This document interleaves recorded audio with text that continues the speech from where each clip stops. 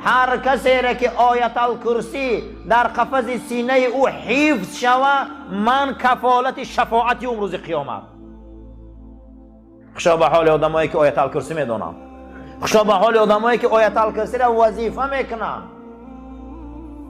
حتی که الهام الهی بوده به قلب پاک رسول اکرم صلی الله علیه و سلم. هر کسی که بعد نمازاش آیت الکرسی را وظیفه کنه، خداوند عزرائیل امر میکرد است که عزرائیل جان او را همیخ قبض میکرد است که گویا پیستان از دهن کودک گرفتی.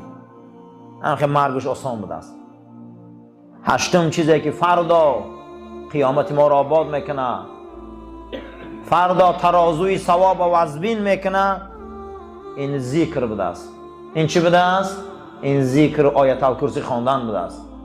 هیچ مال سنت ها رو فراموش نکنه، عادت نکنه طرفی چپ و راست سلامت دویده نماز میبره. این